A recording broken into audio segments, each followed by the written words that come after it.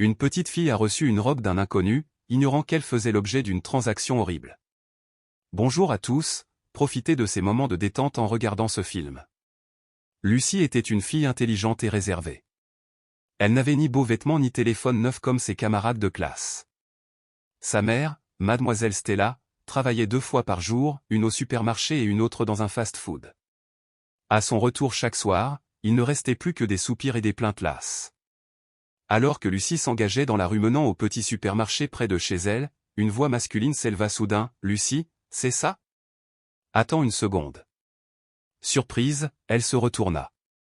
Devant elle se tenait un homme grand et bien habillé, la quarantaine, les cheveux soigneusement peignés, vêtu d'un manteau marron clair. Il esquissa un petit sourire.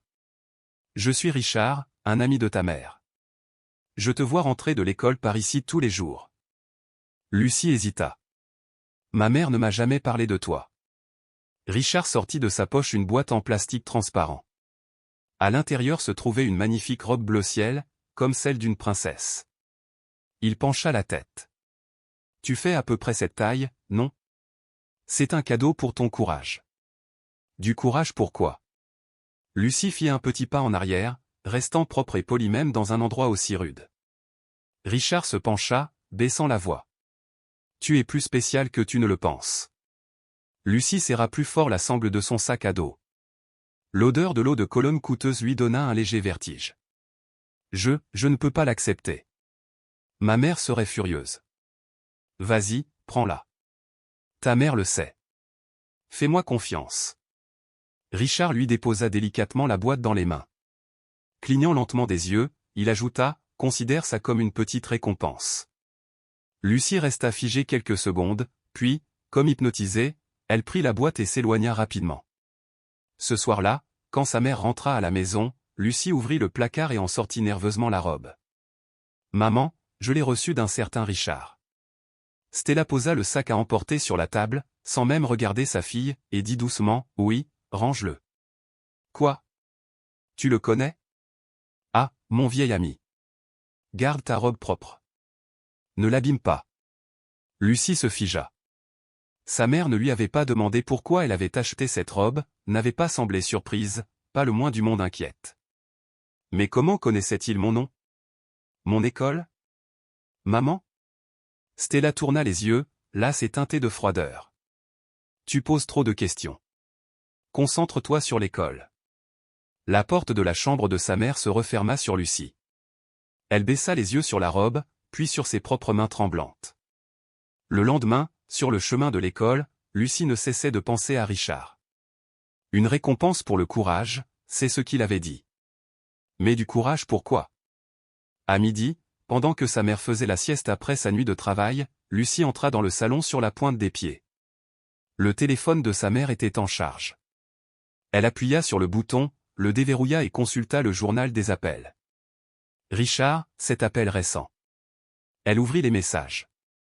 Un SMS d'un numéro inconnu apparut en haut, l'adresse a été livrée. Veuillez respecter les termes du contrat. Le cœur de Lucie se serra. Cet après-midi-là, elle est rentrée tôt à la maison car son professeur de mathématiques était absent de manière inattendue. Lorsqu'elle a ouvert son sac à dos pour prendre ses livres, elle a trouvé une enveloppe dans la poche latérale. Ce n'était pas la sienne. À l'intérieur se trouvaient $200 et un mot manuscrit, « Merci de votre coopération. Tout se passe très bien. » Lucie pâlit. Elle recula, s'appuyant contre le mur, comme si sa petite chambre exiguë était soudain devenue une cage. Ce soir-là, sa mère rentra tard. Elle entra en silence, accrocha son manteau et ne salua pas Lucie comme d'habitude. Lucie la regarda, la gorge serrée. « Maman, qu'est-ce qu'il y a avec l'enveloppe dans mon sac à dos ?» Stella se figea. « Quelle enveloppe ? » Celui avec de l'argent et un mot de remerciement. Elle feignit la confusion. Peut-être que quelqu'un l'a mis là par erreur. Ce n'est pas une erreur, cria Lucie. À quoi sert cet argent ? Que signifie « accord » ? Stella se détourna, silencieuse, sans un mot d'explication. Le lendemain, pendant le cours de littérature, Lucie était assise à côté de sa nouvelle camarade Marie, fraîchement transférée de Cleveland. La fille aux cheveux bouclés et aux lunettes était la seule à ne pas s'être moquée de Lucie. « Ça va ? Tu as l'air un peu fatiguée, murmura Marie. Lucie jeta un coup d'œil autour d'elle, puis expira et secoua la tête. Non, j'ai l'impression qu'on me vend. Marie cligna des yeux. Que as-tu dit? Rien. Lucie se détourna, mais elle était reconnaissante que Marie ait posé la question au mari, la seule personne de la classe à prononcer son nom avec douceur, sans moquerie. Cette nuit-là, pendant que Stella dormait, Lucie subtilisa à nouveau le téléphone de sa mère. Elle tomba sur une longue série de courriels avec une certaine Hope, une association caritative dirigée par Richard. Le courriel le plus récent disait « La représentation au Liberty Théâtre est maintenue comme prévu. Assurez-vous que Lucie porte la robe bleue. Ce sera sa première apparition. Je la présenterai comme une pauvre fille, mais douée. Tout est arrangé. » Lucie sentait la glace couler dans ses veines. Un autre courriel contenait une photo. C'était elle, vêtue de la robe bleue, debout devant le miroir de sa chambre. L'angle était celui de la fenêtre, quelqu'un l'avait prise en cachette. Non, c'est impossible. Lucie laissa tomber le téléphone et s'effondra. Sa mère avait accepté qu'on la mette en scène, comme un produit, comme un objet à exposer. Elle sanglota, ses larmes coulant à flots, trempant le vieux drap. Ses sanglots couvraient le bruit de la télévision dans la pièce voisine. Quelque part dans l'appartement sombre, le vent sifflait à travers les fentes de la porte, aussi froid que le sentiment qui inondait le cœur de Lucie. Ce jour-là, le cours d'histoire passa comme un épais brouillard. Lucie fixait la carte au mur, mais son esprit était vide. Elle ne se souciait plus des guerres passées ni des dates. En elle, une guerre silencieuse régnait chaotique, profonde, et la déchirait à chaque respiration. Quand la cloche de l'école sonna, Marie descendit les escaliers avec Lucie. Aucune d'elles ne parla. Ce n'est qu'au coin du couloir que Marie murmura « Lucie, je sais que quelque chose ne va pas. Tu n'es pas obligée de faire comme si tout allait bien. » Lucie s'arrêta, se mordant la lèvre. « Ma mère me cache quelque chose. J'ai entendu son appel. Il y a un certain Richard. Il parle de contrats et de spectacles. » Les yeux de Marie s'écarquillèrent. « Qu'est-ce que tu veux dire par « jouer » ? Quoi ? Lucie secoua la tête, essayant de ne pas pleurer. « Je ne sais pas, mais il prépare quelque chose, et je suis au cœur de tout ça. » Ce soir-là, après avoir mangé le dîner froid que sa mère avait réchauffé au micro-ondes, Lucie rangea et alla dans sa chambre. Elle verrouilla la porte. Sa chambre ne lui semblait plus sûre, surtout après avoir pensé à cette photo cachée. Elle ouvrit discrètement un tiroir et en sortit son vieux téléphone, celui qu'elle utilisait pour chercher du vocabulaire. Il n'avait pas Internet, mais la veille, elle avait secrètement pris des photos des emails sur le téléphone de sa mère et les avait sauvegardées sur la carte mémoire. Lucie ouvrit chaque image, lisant chaque ligne. Ne le lui dis pas trop tôt. Lucie a besoin de temps pour s'adapter mentalement. J'ai transféré le premier versement sur le compte comme promis. La robe est le signal de départ. Signal de départ. Elle tremblait, serrant son téléphone. Sa mère le savait. Elle n'avait pas seulement accepté, elle avait collaboré. Lucie alluma rapidement la lampe de bureau, attrapa son carnet et commença à tout noter, au cas où les preuves disparaîtraient un jour. Le lendemain, en classe, elle n'en pouvait plus. Elle devait en parler à quelqu'un. Marie se pencha et murmura « As-tu pensé à le dire à un professeur ?» Lucie hésita. Qui me croirait? Marie se mordit la lèvre, puis dit fermement « Mademoiselle Martha. Elle m'a défendu quand on s'est moqué de moi à cause de mon accent de Cleveland, elle croit en ses élèves. » Lucie la regarda avec une lueur d'espoir dans les yeux. Après l'école, Lucie rassembla tout son courage et se rendit au bureau du professeur. Elle frappa légèrement. Madame Martha, la trentaine, les cheveux noirs attachés, corrigeait des copies. Elle leva les yeux et sourit. « Lucie, as-tu besoin de quelque chose ? » J'ai quelque chose d'important, de privé. » Voyant l'air sérieux de son élève, Madame Martha se leva aussitôt. « Allons dehors et discutons. » Ils s'assirent sur un banc à côté de l'école. Le vent soufflait, emportant avec lui le bruissement des feuilles sèches. Lucie s'assit, les mains serrées. « Crois-tu que les adultes peuvent aussi faire du mal à leurs propres enfants ?» Martha fronça les sourcils. « Tu parles de ta mère ?» Lucie hocha la tête, puis, tremblante, lui raconta tout, la robe, l'enveloppe d'argent, les courriels, la photo secrète. Lorsqu'elle tendit son téléphone à Martha pour lui montrer les photos et les courriels, l'enseignante se tut, les yeux écarquillés. « Oh mon Dieu !» murmura Martha, « cette organisation, j'en ai entendu parler. Hope, ils ont déjà organisé une collecte de fonds ici même, dans cet auditorium. » Lucie attrapa sa manche. « Tu me crois? » »« Je le sais, bien sûr que je le sais. »« Tu as bien fait de parler. » Cet après-midi-là, quand Lucie rentra à la maison, elle traversa le salon. Sa mère regardait la télévision, mais elle l'éteignit rapidement en la voyant. « Tu es à la maison ?» demanda Stella d'un ton décontracté. Lucie se tenait en face d'elle, décidant de parler clairement. « Maman, je sais tout. » Stella se figea. « Que veux-tu dire ? » ?»« Richard, la robe, l'argent, les emails, la photo, je sais tout. » Le visage de Stella pâlit. « Tu as fouiné. Tu ne vas rien m'expliquer ? » Lucie s'étrangla, « Non. » Stella se leva d'un bond et frappa la table du poing. « Tu ne comprends pas. J'avais besoin d'argent. Tu n'es qu'une enfant, tu ne sais pas à quel point la vie est cruelle. Tu m'as échangé contre de l'argent ? » ?»« Non, » hurla Stella, puis elle s'effondra sur le canapé, la tête entre les mains, la voix brisée. « Je ne t'ai pas convaincu. Richard a dit qu'il te donnerait une chance, qu'il te ferait monter sur scène et qu'il te trouverait une bourse. Je pensais que ce n'était qu'une performance. » Lucie secoua la tête, les larmes aux yeux. « M'as-tu déjà demandé ce que je voulais ? » Stella ne répondit pas. Seuls des sanglots emplissaient le salon miteux. Lucie se détourna et courut dans sa chambre, claquant la porte. Pour la première fois de sa vie, elle ne croyait plus en sa mère. Ce soir-là, Madame Martha, assise dans son petit appartement, alluma son ordinateur portable et tapa le nom du directeur de la fondation Richard Reynolds Hope. Des dizaines d'articles apparurent, la plupart élogieux sur ses grandes actions caritatives, son aide aux enfants défavorisés et ses campagnes pour un avenir meilleur pour les jeunes. Mais un article obscur, enfoui dans la marge d'un vieux journal, était soupçonné d'avoir utilisé des façades caritatives pour accéder à des mineurs, sans preuves suffisantes pour engager des poursuites. Martha serra les dents. Preuves insuffisantes, car qui ose parler ? Qui ose témoigner ? Elle se souvint du regard de Lucie lorsqu'elle raconta son histoire, tremblante, effrayée, mais pourtant assez courageuse pour aller la trouver.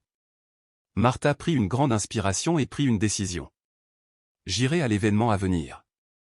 J'ai besoin de le voir de mes propres yeux. » Le lendemain matin, Lucie n'avait guère envie de sortir du lit. Elle se recroquevilla, l'esprit en ébullition, le cœur en désordre. On frappa à la porte, c'était sa mère. « Lucie, viens prendre le petit déjeuner. J'ai préparé une soupe chaude. » Lucie ne répondit pas, « J'avais tort, mais je ne savais pas quoi faire d'autre.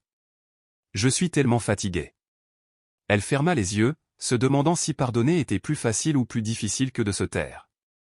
Cet après-midi-là, Madame Martha emballa soigneusement un petit enregistreur et une carte mémoire amovible. Elle les glissa dans son sac à main, accompagnée d'une invitation à la prochaine réunion organisée par Richard, que lui avait secrètement transmise un collègue enseignant. Théâtre Liberty, vendredi, 19h. Elle jeta un coup d'œil à l'heure et murmura, « Richard, tu as choisi le mauvais enfant pour commencer. » Lucie avait entendu un appel téléphonique de sa mère avec Richard tard dans la nuit. « Tu ne lui as rien dit, n'est-ce pas ? » ?»« J'ai dit que non. Ce n'est qu'une enfant. » »« Bien, continue comme ça. Une fois sur scène, elle aura l'impression de briller. »« Oh mon Dieu, Richard, je ne veux pas qu'elle se blesse. »« Blessée ? Tu dis ça après avoir pris l'argent ?» Lucie a dû se couvrir la bouche pour ne pas crier. Ce soir-là, Stella regardait la télévision, un verre de vin rouge bon marché à la main. Lucie entra, son téléphone à la main. « Maman, j'ai une preuve. » Un enregistrement. Stella se retourna, le visage blême. Lucie appuya sur « Play ». La voix de Richard résonna clairement. « J'ai tout entendu, » dit Lucie d'une voix calme et égale. « Il me considère comme une marchandise, et toi, tu es resté silencieux. » Stella tendit la main pour tenter de lui arracher le téléphone. Lucie recula. « Ne me touche plus. » Stella se figea, puis s'effondra sur le canapé, le visage enfoui dans ses mains. Au bout d'un moment, elle dit simplement, « Je ne savais pas que ce serait comme ça. J'étais tellement désespérée. » Lucie trembla, puis dit, « Dis-le. Pourquoi ne me l'as-tu pas dit ? Pourquoi ne t'es-tu pas excusée au lieu de faire comme si tout allait bien ? Stella ne répondit pas, seul le son étouffé de ses pleurs emplissait la pièce. Lucie se détourna, sortit son téléphone et tapa un message. « Madame Martha, j'ai d'autres preuves. Quelque chose de dangereux se rapproche. » Le lendemain matin, dans la salle des profs, Martha lut le message de Lucie, le cœur battant. Elle rouvrit le fil de discussion pour son enquête sur Richard. Un autre article, partagé via un lien privé par un ami journaliste, paru, Richard Reynolds, fondateur de la Fondation Hope, avait été accusé anonymement par une mère et sa fille à Toledo en 2017. Aucune charge n'avait été retenue contre lui grâce au consentement parental et aucune infraction pénale n'avait été clairement établie. Martha marmonna, même scénario, même modèle. Elle alluma son petit appareil photo, vérifia la carte mémoire et la batterie. L'événement était dans moins de 2 jours. Vendredi, le Liberty Theatre, une petite salle en périphérie de la ville, se préparait à accueillir la jeune génération talentueuse de la communauté. À l'extérieur du hall, les tables de réception étaient recouvertes de nappes blanches et une grande banderole était tendue au-dessus, « Espoir pour une génération qui rêve ». Lucie descendit d'un taxi avec sa mère. Elle portait la robe bleue, mais son visage était glacial. Les mains de Stella tremblaient, son visage était pâle. Richard s'approcha de loin, un micro sans fil à la main. Il sourit d'un air radieux. « Lucie, tu es magnifique.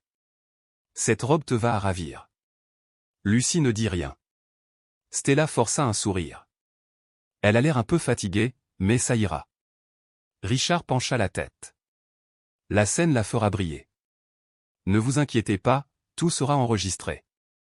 Nous allons montrer au monde un ange silencieux. Dans un coin caché, Martha portait un chapeau à large bord et un masque, se fondant dans la foule. Elle alluma son mini-appareil photo dans son sac, le régla en mode sans flash et le pointa sur Richard au moment même où il parlait à un homme. Cette fille est la première unité de démonstration, un nouveau modèle de contrat. Le consentement des parents signifie que personne ne peut intenter de poursuite. L'homme a demandé, parlant anglais avec un accent américain, « Et les autres ?» Richard sourit. « J'ai une liste. » « Ne t'inquiète pas, » dit Martha en serrant le poing. Elle pointa la caméra vers Lucie, seule en coulisses. La faible lumière projetait des ombres douces sur ses fines épaules. Sur scène, Richard est sorti en tenant le micro, rayonnant. « Mesdames et messieurs, ce soir, j'ai l'honneur de vous présenter une nouvelle star, une jeune fille issue d'un quartier pauvre, mais pleine de rêves et d'une détermination incroyable. » Les applaudissements fusèrent. Lucie sortit, chaque pas pesant. Elle baissa les yeux vers le public. Les lumières aveuglantes brouillaient tout. Elle ne vit ni sa mère, ni Martha, ni Marie. Elle ne ressentait que cela.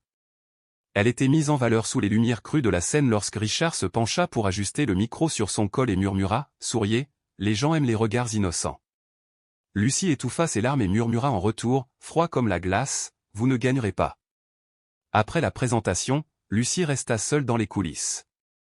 Elle avait la mémoire vide, chaque mot, chaque geste sur scène s'évanouissait comme un spectacle sans âme. Un vertige la submergea, la sueur ruissela sur sa peau, puis tout devint noir. Pris de panique, Richard fit signe à l'équipe, Stella se précipita. « Où est-elle » Un membre du personnel a répondu, « Elle s'est évanouie. On l'emmène à l'arrière. » Richard serra la mâchoire et se détourna, visiblement pas prêt pour ça. Dans l'auditorium plongé dans l'obscurité, Martha se glissa par la sortie latérale, son appareil photo à la main. De retour chez elle, elle connecta la carte mémoire à son ordinateur portable et visionna chaque extrait, l'expression suffisante de Richard, ses propos calculés. Elle rassembla les vidéos, les photos, les enregistrements, un résumé de l'affaire et les informations concernant Lucie dans un courriel adressé au journaliste d'investigation George Sanders qui avait déjà dénoncé des organisations caritatives fictives avec pour objet, abus de pouvoir caritatif, Richard Reynolds, et pour plaidoyer, toutes les preuves sont jointes. Un mineur est victime d'un préjudice. Ne laissez pas un autre enfant suivre. Martha se renversa dans son fauteuil, les larmes aux yeux. S'il vous plaît, sauvez cet enfant. Lucie se réveilla sous la lumière froide des néons dans les coulisses. Un assistant de production lui tamponna le front avec un linge humide. L'odeur entêtante du parfum lui retourna l'estomac. Elle ignorait depuis combien de temps elle était inconsciente. Tout ce dont elle se souvenait, c'étaient les lumières de la scène et le regard scrutateur de Richard avant son évanouissement. « Tu te sens bien ?» demanda l'assistante. Lucie hocha la tête, même si son corps tremblait encore. Quelques instants plus tard, Richard entra, son calme habituel remplacé par l'irritation. « Tu m'as vraiment surpris, Lucie. Je ne m'attendais pas à ce que tu sois aussi faible. » Lucie soutint son regard, ses yeux vides de peur, emplis seulement de dégoût. Il se pencha, baissant la voix.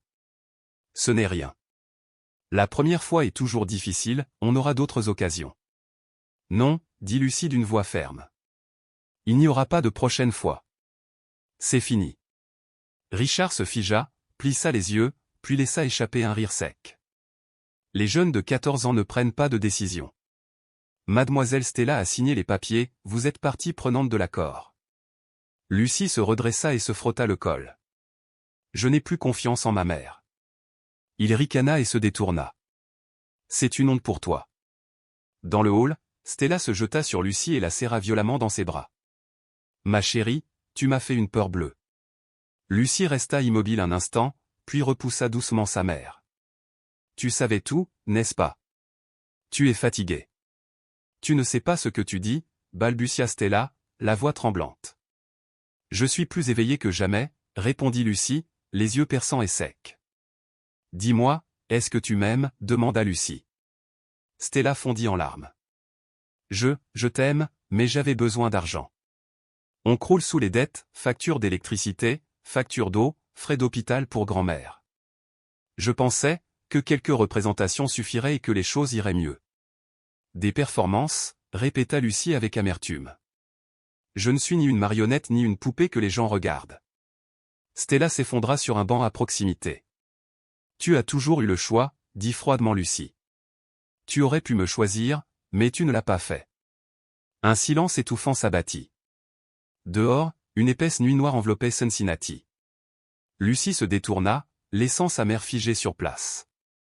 Le lendemain matin, un ciel gris se pressait contre la fenêtre de la chambre de Lucie. Elle sécha les cours et serra ses genoux contre elle, regardant les gouttes de pluie filer sur la vitre. Son téléphone sonna, c'était Marie. J'ai entendu dire que tu t'étais évanouie sur scène. Est-ce que tu vas bien? La voix de Lucie était calme. Je suis toujours en vie. Ça a l'air horrible. Madame Martha a contacté un journaliste nommé Georges quelque chose. Ils vont rendre l'affaire publique. Lucie soupira. Je me sens vide, comme si je ne me connaissais plus. Lucie, tu es la personne la plus forte que je connaisse, dit Marie. Lucie resta silencieuse pour une fois, ces mots la blessèrent au lieu de la réconforter. À midi, Stella frappa doucement. Veux-tu sortir manger un morceau? Sur la table, des œufs brouillés et du riz frit ou le repas maison préparé à la hâte par sa mère. Assieds-toi, ma puce. Lucie obéit mais resta silencieuse. Stella posa sa cuillère et soutint le regard de sa fille. La nuit dernière, je n'ai pas réussi à dormir. J'ai réfléchi. J'ai eu tort, et je ne sais pas comment m'excuser. Les mots me semblent inexistants. Lucie déglutit difficilement, puis demanda, pourquoi ne m'as-tu pas cru capable de supporter la pauvreté, mais m'as-tu forcé à endurer la honte? Stella se figea, les mains sur la tête. Tu as raison. Je suis une mère épouvantable. La voix de Lucie était ferme. Tu sais ce que ça fait d'être vendu par sa propre mère? Ce n'était pas une vente, murmures-tu? Tu as pris de l'argent, tu les as laissés me photographier, tu m'as dit de porter cette robe, juste de me produire. Si ce n'est pas vendre, qu'est-ce que c'est? Stella éclata en sanglots. Lucie se leva et retourna dans sa chambre, la porte entr'ouverte, mais elle ne se retourna pas. Cet après-midi-là, Madame Martha arriva et sonna. Stella ouvrit, surprise. Bonjour, mademoiselle Stella. Je suis la prof de Lucie, il faut qu'on parle. Stella s'écarta et Martha s'assit, téléphone à la main. J'ai des vidéos, des enregistrements audio, des photos, des preuves. J'ai tout envoyé à George Sanders. L'article fera la une demain. Stella pâlit. Se préparer à quoi? Une enquête. Tu es le tuteur légal de Lucie. Même si tu n'as pas abusé d'elle directement, tu as consenti, tu étais complice. Stella s'effondra. Je ne voulais pas ça ou je ne pensais pas que Richard était comme ça. Il m'a promis que ce serait juste pour la télévision, pour récolter des fonds pour sa bourse. La voix de Martha devint froide. C'est comme ça que tu lui donnes une vie meilleure? En la transformant en modèle pour le processus de consentement parental? Stella tremblait, incapable de parler. Derrière la porte de l'appartement, Lucie écoutait. Elle serrait les poings tandis que les derniers éclats de son cœur se brisaient. Ce soir-là, Lucie reçut un message de Marie, « Je sais que demain est important. Quoi qu'il arrive, tu n'es pas seule. » Lucie parvint à esquisser un léger sourire malgré ses yeux rougis. Elle ouvrit son carnet et écrivit. « Si un jour ma fille doit choisir entre le silence et la vérité, j'espère qu'elle choisira la vérité, aussi douloureuse soit-elle. » Elle contemplait à travers la vitre dépolie les lampadaires se reflétant dans les gouttes de pluie. « Je ne suis plus la même Lucie, murmura-t-elle. Je suis Lucie, celle qui a osé sortir du silence. » Dans le salon, Stella était assise sur le canapé, la télévision éteinte. Sur la table, un petit mot manuscrit. « Maman, je ne m'enfuirai pas, mais j'ai besoin de temps, et toi aussi. Quand tu seras vraiment désolée, je t'écouterai, mais pas en parole. En acte. Lucie. » Elle posa la main sur la lettre, les yeux secs et creux.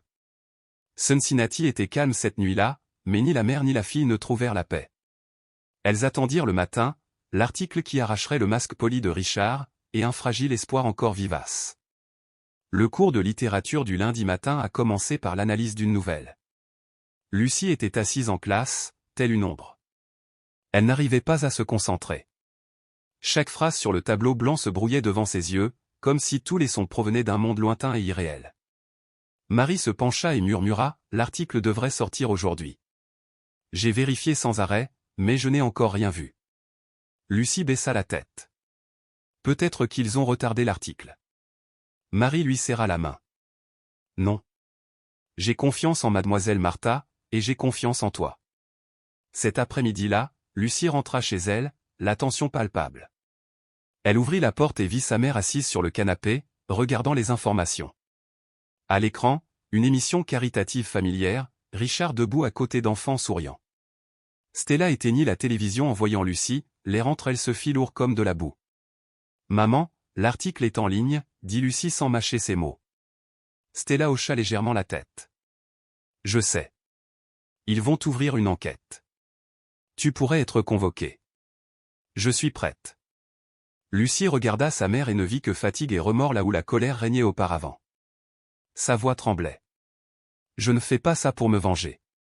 Je ne peux tout simplement pas laisser ça arriver à un autre enfant. » Stella soutint son regard un long moment, puis se détourna, non pas pour éviter Lucie cette fois, mais comme si elle se regardait elle-même.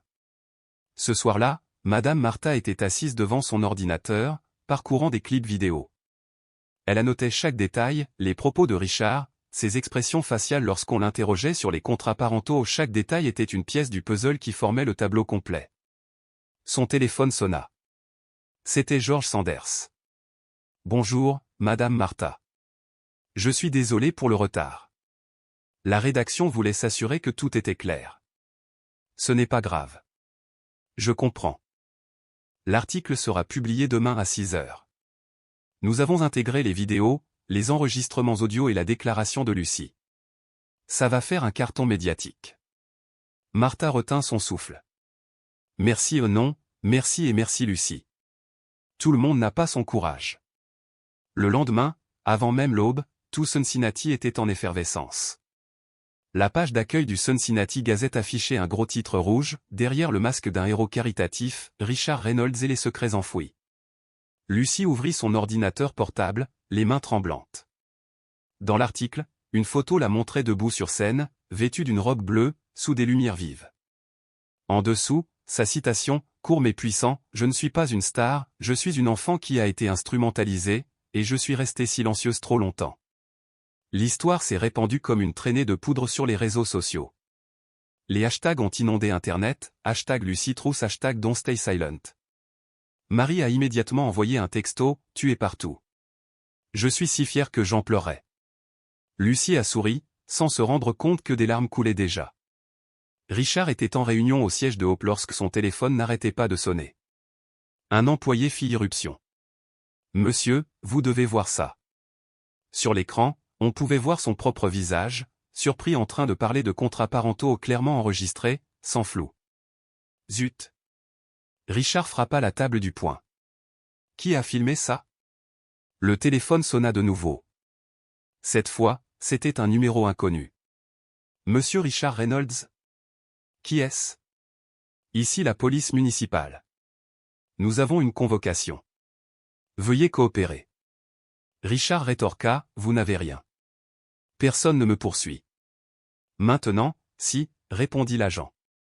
Un témoin mineur a parlé, et votre témoignage est partout sur Internet. Clic, Richard jeta son verre par terre. Ils m'ont trahi. À l'école, dès que Lucie entra en classe, le silence se fit dans la salle. Tous les regards se tournèrent vers elle, non pas avec moquerie cette fois, mais avec admiration et respect.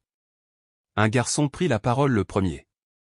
Lucie, c'est bien toi dans l'article de ce matin, n'est-ce pas? Elle hocha légèrement la tête. Tu es vraiment courageuse. Marie s'approcha et lui serra fermement la main. Madame Martha entra dans la classe, son regard s'arrêtant sur Lucie. Elle sourit. Aujourd'hui, nous commençons le cours avec un sujet spécial, silence et courage.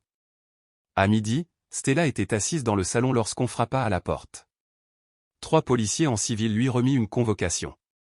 Nous avons besoin de votre coopération dans le cadre d'une enquête en votre qualité de tutrice légale de la victime. Stella hocha faiblement la tête. Je comprends. Je ne me cacherai pas, l'enquêteur la regarda avec douceur. Vous devriez vous préparer, mais comme vous coopérez et que vous n'êtes pas directement impliqué, nous envisagerons une clémence. Stella hocha de nouveau la tête et jeta un coup d'œil par la fenêtre, où des journaux du matin jonchaient le trottoir, le visage de Richard en première page. Cet après-midi-là, Lucie fut emmenée au centre de protection de l'enfance de la ville pour rencontrer une conseillère.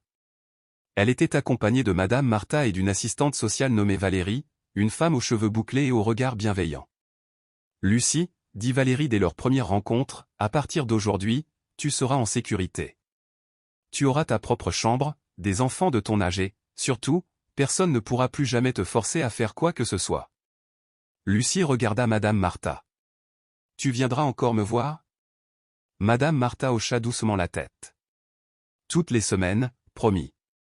Lucie baissa la tête, ses yeux étaient rouges, mais cette fois, ses larmes étaient de soulagement.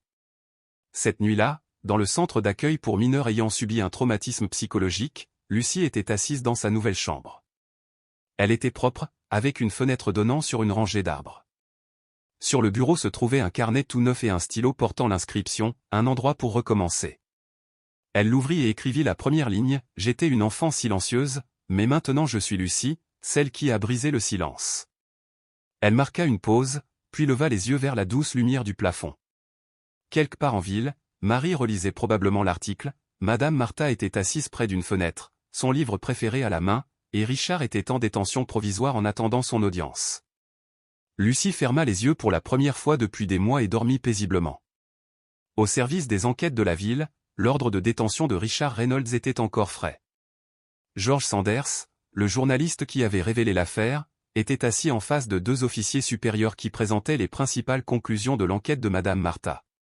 C'est un système déguisé, expliqua George. Il a présenté cela comme un programme caritatif, mais en réalité, c'était un moyen de recruter et de légitimer des enfants de la démographie grâce au consentement des parents, généralement des parents désespérés et perdus. Un officier plus âgé, Samuel, hocha lentement la tête. Nous avons entendu parler de l'affaire Toledo en 2017, mais personne ne s'était manifesté jusqu'à présent. George tendit un dossier, le témoignage de Lucie, les extraits audio, les enregistrements vidéo de Martha et un entretien avec Marie, sa meilleure amie et témoin oculaire d'une dépression nerveuse prolongée. Samuel tapota légèrement le dossier. Cette fois, il ne s'enfuira pas. Plus tard dans la soirée, au centre de protection de l'enfance, Lucie venait de terminer ses devoirs de mathématiques lorsqu'un message de Marie arriva, « Notre école a organisé une réunion aujourd'hui sur le courage. Tout le monde a parlé de toi. » Lucie sourit en répondant, « Grâce à toi, je ne me suis pas effondrée. » Puis elle s'assit à son bureau, un stylo à la main, et regarda par la fenêtre. Une semaine après la diffusion virale de l'article, Madame Martha a reçu par surprise un colis sans étiquette. À l'intérieur se trouvait une note imprimée par ordinateur sans écriture manuscrite portant une seule ligne, « Si vous ne voulez pas que votre élève soit blessé, arrêtez maintenant. » À côté se trouvait une photo de Lucie marchant dans la cour du centre de protection de l'enfance avec une autre fille, prise de loin mais d'une netteté terrifiante. Madame Martha est devenue pâle et a immédiatement appelé Georges et la police. Au téléphone, la voix de Georges était ferme, il commence à proférer des menaces. Je vous avais prévenu, cet homme a un vaste réseau. Il pourrait encore bénéficier de l'aide de l'organisation. Madame Martha serrait fermement son téléphone. On ne peut pas laisser cela se reproduire. Lucie a assez souffert. La police a chargé 2 agents en civil de surveiller les alentours du centre, mais Lucie n'avait pas été informée des détails pour ne pas l'effrayer. Pendant ce temps, Richard a appelé un homme nommé Philippe. Martha est la clé. Si nous ne parvenons pas à la faire taire, l'affaire va se propager encore plus. Philippe hésita. On nous surveille par la presse, la police, et même les réseaux sociaux. Ton nom est partout, grommela Richard. Alors, on agit plus vite. J'ai besoin de reprendre le contrôle. Il raccrocha et ouvrit son ordinateur portable. Sur l'écran apparut la liste qu'il avait compilée au cours des 3 dernières années, des centaines de noms, des centaines de prestations. Dans un coin, une photo de Lucie, son visage sous les lumières crues de la scène, ce regard vide qu'il n'oublierait jamais. Cette fille avait ruiné tout le système. Le lendemain matin, Lucie se réveilla avec une étrange sensation. Elle trouva une petite enveloppe glissée sous sa porte. Personne ne savait qui l'avait laissée. À l'intérieur se trouvait un petit mot manuscrit. Personne ne te croira plus. Tu n'es qu'une petite fille faible. Lucie se figea. Elle appela aussitôt Madame Martha. La voix de l'enseignante tremblait. Ça va? Avez-vous vu quelqu'un de suspect? Non, murmura Lucie. J'ai juste peur, vraiment peur. Ne t'inquiète pas, dit Martha. La police est dehors. Reste tranquille et n'ouvre pas la porte à quelqu'un que tu ne connais pas. Lucie hocha la tête, même si Martha ne la voyait pas serrant le mot, sa main devint glaciale. La police a ouvert une enquête. Grâce aux caméras de sécurité, elle a repéré un homme masqué et coiffé d'une casquette de baseball, glissant l'enveloppe sous la porte de Lucie juste avant l'aube. Son visage était caché, mais sa carrure correspondait à celle de Philippe, l'assistant de longue date de Richard. L'inspecteur Samuel a immédiatement déposé un mandat d'arrêt d'urgence. Lors d'une réunion de crise au commissariat, Georges a fait une proposition audacieuse. Il faut une confrontation publique. Dévoiler Richard. Il n'avouera pas au tribunal, mais si on le démasque devant tout le monde, il craquera. Tu veux dire un interrogatoire direct? Demanda Samuel. Oui, par la seule personne qu'il ne peut pas manipuler, Lucie. La pièce devint silencieuse. Ce soir-là, Madame Martha rendit visite à Lucie au centre. Elles s'assirent ensemble dans un petit jardin. Lucie, il y a quelque chose que je veux te demander, mais si tu n'es pas prête, je n'insisterai pas, dit doucement Martha. Lucie leva les yeux, la voix douce. Je sais déjà ce que c'est. Veux-tu participer à la confrontation? Lucie fixait le ciel. Un vent froid faisait bruisser les arbres, faisant flotter ses cheveux. Les images des menaces de Richard, le regard effrayé de sa mère, l'enquête, tout lui traversait l'esprit. Je veux en finir, dit-elle. Martha hocha la tête, les yeux embués. Alors, on le fera. Mais tu ne seras pas seul. 2 jours plus tard, l'audience publique se tenait à l'hôtel de ville de Cincinnati. Les médias y assistaient selon des règles strictes, interdiction de filmer le visage de Lucie, interdiction de contact direct, interdiction de poser des questions hors sujet. Richard était escorté à l'intérieur, vêtu d'un costume gris, la tête baissée, l'air froid et indéchiffrable. Lucie était assise en face de lui, à une table séparée. Elle portait un pull blanc, les cheveux soigneusement attachés, le regard fixe. Madame Martha était assise à côté d'elle, la main posée doucement sur son épaule. Le modérateur a commencé ainsi, cet événement est organisé à la demande du représentant de la victime en tant que dialogue public sous contrôle légal. Lucie leva le micro. Sa voix claire résonna. Je m'appelle Lucie. J'étais une collégienne vivant dans un immeuble pauvre. J'ai été piégée et exploitée, je suis devenue un accessoire de scène, maquillée et déguisée, mise sous les projecteurs non pas par choix, mais parce que des adultes voulaient profiter de moi. Les lèvres de Richard se pressèrent. Lucie a continué, Monsieur Richard m'a un jour appelé son premier modèle de démonstration. Il a dit à ma mère, personne ne me poursuivrait en justice. Il m'a qualifié de projet réussi. Elle se tourna vers la caméra. Mais je ne suis pas un projet, je suis une personne. Des applaudissements dispersés ont éclaté. Certains journalistes ont essuyé leurs larmes. Lucie s'assit, les yeux toujours fixés sur Richard. « Tu as quelque chose à dire ?» Richard haussa un sourcil et se leva lentement. Les lumières éclairaient son visage comme pour souligner sa culpabilité. Il semblait sur le point de parler, puis aperçut Madame Martha et Georges au premier rang et se figea. « Tu es plus courageux que je ne le pensais, gamin, marmonna-t-il, et il sortit en silence, laissant des centaines de personnes stupéfaites. Alors que Richard sortait, une panique silencieuse le submergea. Il monta dans une voiture qui l'attendait, claqua la portière et appela Philippe pour la 3e fois de la journée. « On a perdu le contrôle » siffla-t-il. « Cette fille a tout détruit. On ne peut plus se cacher. » Le silence répondit. « Il me reste des options » gronda Richard. « Je ne peux pas la laisser vivre en paix. Une fille de 14 ans a ruiné toute ma carrière. » Philippe murmura, presque sifflant, « On peut la faire disparaître quelques semaines. L'envoyer à Cleveland ou d'anciens contacts là-bas. Non. Trop loin. Il me faut quelque chose de plus rapide, un coup fatal. Le professeur, le meilleur ami, les trois. » Richard se renversa en arrière, les yeux fermés. Il savait qu'il ne s'agissait plus de sa réputation, mais de sa survie. Cet après-midi-là, Lucie retourna au centre, épuisée. Elle venait d'affronter sa première confrontation publique, mais aucun soulagement, seulement un vide profond, comme si elle avait tout jeté à la lumière et se retrouvait maintenant exposée au milieu des loups. Valérie l'accueillit à la porte. « Tu as été formidable. J'ai regardé la diffusion interne en direct. Chaque mot que tu as prononcé n'a pas seulement fait taire Richard, il a fait réfléchir des milliers de personnes. » Lucie esquissa un léger sourire, malgré les larmes aux yeux.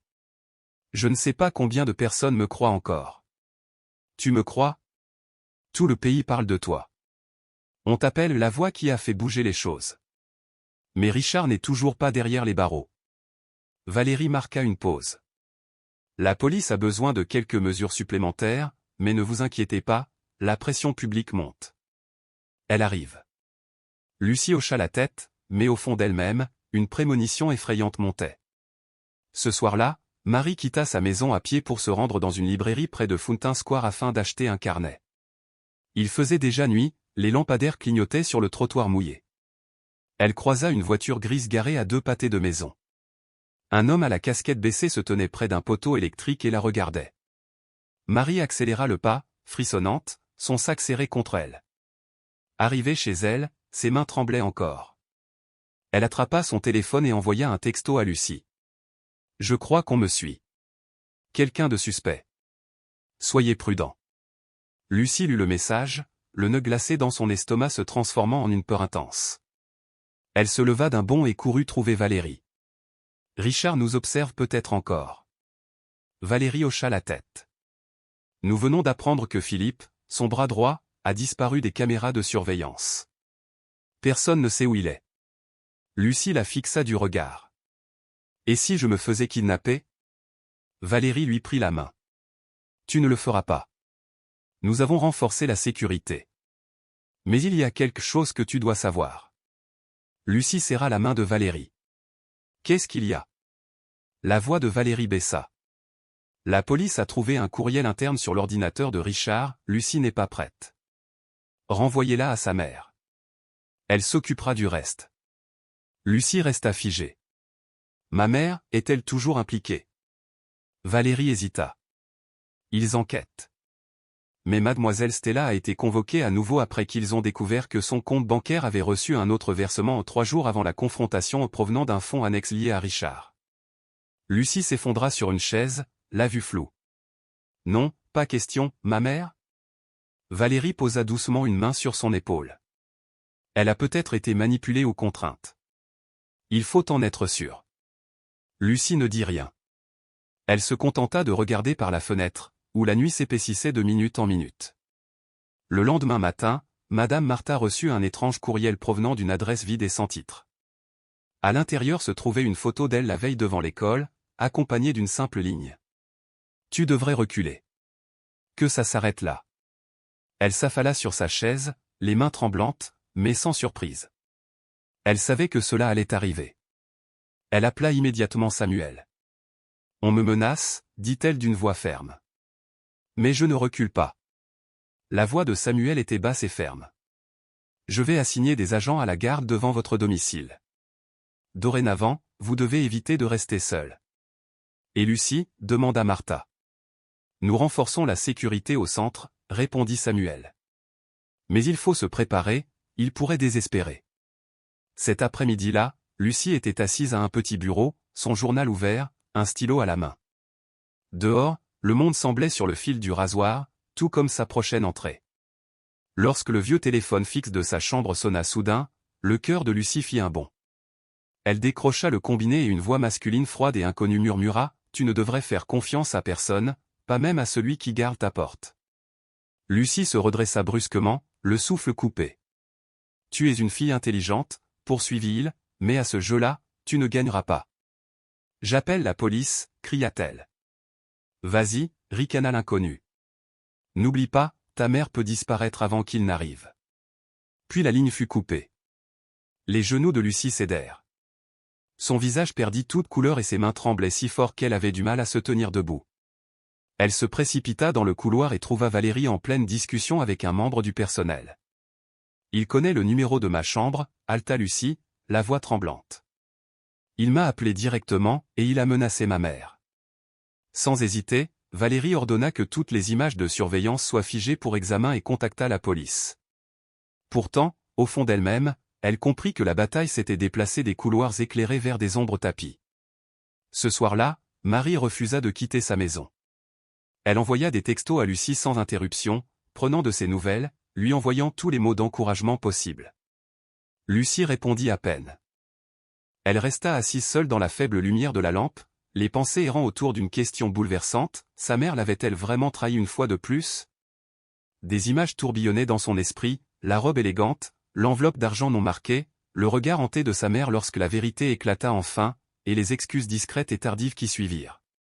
Tous les indices pointaient dans la même direction, la seule personne qui restait à Lucie dans sa famille pourrait bien se retourner contre elle. Une seule larme tomba sur son carnet, puis une autre. Pendant ce temps, dans l'ombre d'un entrepôt abandonné près de la gare Union de Cincinnati, Philippe était accroupi sur un plan grossièrement esquissé. Deux hommes grisonnants se tenaient à ses côtés. Le centre de protection de l'enfance a 3 sorties, avant, arrière et utilitaire, expliqua-t-il en passant le doigt sur le papier. Nous n'avons besoin que de 2 minutes pendant la relève des agents de sécurité. L'un des hommes jeta un coup d'œil au schéma. Et la fille? On ne lui fait pas de mal, répondit Philippe en allumant une cigarette. On la prend, c'est tout. Richard s'occupera du reste. Il versa de la cendre dans une boîte vide. Demain soir, 3 heures du matin. De retour au centre, Lucie pressa son front contre la vitre froide de sa chambre. Le jardin s'étendait dans une ombre noire, seulement troublée par la lumière pâle et vacillante du portail. Une silhouette se glissa derrière les arbres, indistincte et troublante. Elle ferma le rideau et se colla contre le mur, le cœur battant. Un klaxon lointain résonna dans le silence, et les faibles lumières au plafond vacillèrent comme si elles étaient à court d'énergie. Personne ne dormit profondément au centre cette nuit-là.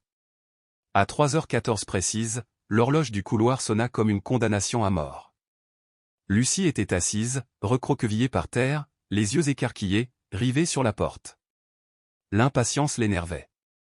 Puis retentit un léger clic métallique, un loquet de porte qui bougeait. « Il y a quelqu'un » murmura-t-elle d'une voix tremblante. Pas de réponse. Elle s'approcha, l'oreille collée au bois. Des pas légers résonnèrent juste derrière la fissure, puis un murmure masculin lui frôla le tympan. « Tu crois que ce sera aussi facile ?» Lucie recula en titubant, les mains moites, l'esprit en ébullition. Elle sortit le vieux téléphone de chevet de sous son oreiller et composa le numéro d'urgence de Valérie. « Valérie, » siffla-t-elle, « il y a quelqu'un à ma porte, un homme que je ne connais pas. » 10 secondes plus tard, l'alarme silencieuse du centre retentit. Un garde courut dans le couloir, et Lucie se prépara à se défendre. Mais lorsque la porte s'ouvrit brusquement, c'était Valérie, flanquée de 2 agents en civil. Le couloir était vide. Valérie lui saisit les épaules. « Ça va ?» Lucie hocha la tête, pâle comme un fantôme. En quelques minutes, la police a ratissé le rez-de-chaussée dans tous les recoins. Une seule caméra, aux images granuleuses, montrait encore un homme portant un chapeau s'éclipser juste avant le déclenchement de l'alarme, disparaissant par la sortie de service comme s'il s'était dissous dans la nuit. « C'est Philippe », murmura Lucie, la voix brisée, tandis qu'elle regardait les images sur un écran clignotant. À l'aube, la Cincinnati Gazette arborait en première page un titre sans équivoque, « Réseau d'exploitation d'enfants démasqués ». Des témoignages de camarades de classe, d'enseignants et même de parents contraints ont mis au jour le stratagème. Le journal incluait une vidéo de 6 minutes de la déclaration tremblante de Marie au tribunal, « J'ai vu Lucie s'effondrer jour après jour. Nous ne sommes que des enfants, mais les adultes tiraient toutes les ficelles. » Une autre citation de Madame Martha a résonné comme un tonnerre, « Le silence d'une société n'est pas différent d'un crime. » Les réseaux sociaux se sont enflammés avec des images de Lucie, des hashtags s'affichant sur les écrans, hashtag Lucie won't be silent, hashtag end child abuse, hashtag Richard Pay. Le matin même, Samuel, du département de police de Cincinnati, reçut un message de Washington, un mandat d'arrêt avait été signé contre Richard Reynolds. Accusation, organisation d'une organisation caritative visant à exploiter des mineurs sous un faux consentement parental. Il jeta une liasse de papier sur son bureau. Préparez ce mandat, grommela-t-il. Il ne s'éclipsera pas cette fois. George, son inspecteur principal, acquiesça. J'accompagne l'équipe. Je veux le voir menotter de mes propres yeux. À la périphérie sud de la ville, la villa secrète de Richard était nichée au cœur de haies impeccables. Il fourrait frénétiquement des dossiers dans une sacoche en cuir tandis que l'appel de Philippe grésillait dans le haut-parleur, « Nous n'avons pas réussi à joindre Lucie. » Il se rapproche. « Il faut tout brûler », siffla Richard. Mais avant qu'il puisse ouvrir les documents, des sirènes hurlantes retentirent dans l'allée. Un coup de tonnerre fit trembler la porte d'entrée. « Police, ouvrez !» Le visage de Richard se tordit de rage. « Philippe » cracha-t-il dans le téléphone. Une détonation assourdissante déchira la porte. Samuel menait la danse avec une arme à la main, les officiers se tenant derrière lui. « Richard Reynolds, vous êtes en état d'arrestation », aboya Samuel en lisant le mandat à voix haute. Richard se débattit, déclarant « Je n'ai rien fait de mal, je suis un homme du peuple. » Le claquement des menottes résonna comme une ponctuation finale. George filma chaque seconde. En moins d'une heure, 20 médias nationaux avaient relayé l'histoire. Au centre de protection de l'enfance, Valérie avait allumé la télévision pour Lucie, des images en direct de l'enlèvement de Richard. À l'écran, le message confirmait qu'il risquait jusqu'à 20 ans de prison. Lucie resta immobile devant l'écran. Elle ne pleurait pas et ne criait pas, se contentant d'expirer longuement et régulièrement. Valérie lui serra la main. « Tu as réussi », murmura-t-elle. Cet après-midi-là, Marie fit irruption au centre, le visage radieux. « Il est arrêté. Et ton nom était partout dans les journaux. » Lucie esquissa un léger sourire. Marie brandit son téléphone. « Je l'ai enregistré et j'en ai fait un mème. Tu es le personnage principal sur TikTok. » Pour la première fois depuis des mois, Lucie rit d'une joie totale et sans réserve. Plus tard, Madame Martha est arrivée avec un bouquet de chrysanthèmes blancs. « Pour vous » a-t-elle dit, « des fleurs de résilience. » Lucie les accepta, les larmes aux yeux. « Richard est en détention » murmura-t-elle, « mais ma mère. » Madame Martha lui serra la main. Elle fait l'objet d'une enquête, mais elle a avoué et coopère. Si elle a encore un peu de conscience, c'est en disant toute la vérité qu'elle se rachètera. Lucie hocha la tête. « Je ne la déteste plus » admit-elle doucement. « Mais je ne suis pas prête à lui pardonner. » « Ce n'est pas grave » répondit Madame Martha. « Il n'est pas nécessaire de pardonner à la va-vite. » Ce soir-là, Samuel tenait une conférence de presse au commissariat. Les journalistes fusaient de questions, quelle serait l'ampleur de l'enquête? Combien d'enfants étaient impliqués? Qui d'autre était complice? La déclaration de Samuel fut brève mais percutante. Richard Reynolds n'est pas seulement un criminel, il était le chef d'un réseau fondé sur la confiance trahie. Mais grâce au courage d'une jeune fille de 14 ans, nous savons désormais que la justice est toujours en vigueur. La salle a été applaudie à tout rompre. Puis, sur un écran géant, ils ont diffusé les paroles enregistrées de Lucie. Je pensais que la robe était un cadeau, mais c'était une clé qui ouvrait une porte sombre et je l'ai traversée pour arracher cette porte de l'intérieur. Un mois plus tard, le printemps baignait Cincinnati d'un doux soleil. Les rues resplendissaient d'une nouvelle vie, mais le plus grand changement avait pris racine en Lucie. Pour son premier jour de rentrée, elle avait opté pour un chemisier blanc impeccable et un jean impeccable, sans maquillage. Le regard qu'elle croisa dans le miroir était celui d'une fille qui avait traversé la tempête et qui était restée inébranlable. Valérie la conduisit jusqu'au portail. « Tu crois que les gens me regarderont différemment ?» demanda Lucie en sortant. Valérie sourit. « Ils le feront, mais pas parce que tu es brisée. Parce que tu es plus forte qu'ils ne l'auraient jamais imaginé. » Lucie redressa les épaules et entra dans la cour. Des dizaines de regards se tournèrent vers elle, et cette fois, il n'y eut aucune moquerie, seulement une admiration silencieuse et respectueuse. Marie accourut et la prit dans ses bras. « Bon retour, personnage principal. » Lucie rit et repoussa doucement son amie. « Je veux juste la paix. »« Tu as la paix, et l'admiration aussi, » murmura Marie. Cet après-midi-là, Lucie retourna dans sa chambre au centre, transformée en sanctuaire, une petite bibliothèque, une photo encadrée d'elle et de Marie, et des cartes postales d'inconnus la remerciant d'avoir parlé. L'une d'elles disait « C'est grâce à toi que j'ai enfin pu raconter mon histoire après 30 ans. Merci. » Elle la posa délicatement sur le bureau et ouvrit son armoire. La robe bleue était toujours là, dans sa housse protectrice, intacte. Elle ouvrit la fermeture éclair, les doigts tremblants, non pas de peur, mais de triomphe silencieux.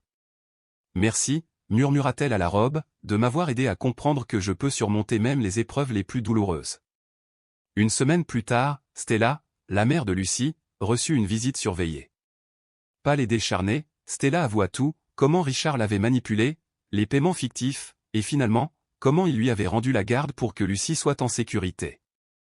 Dans un petit bureau, en présence de Valérie et d'un conseiller juridique, Stella s'approcha de sa fille. « Bonjour, ma chérie. Tu vas bien ?» Lucie se redressa, calme.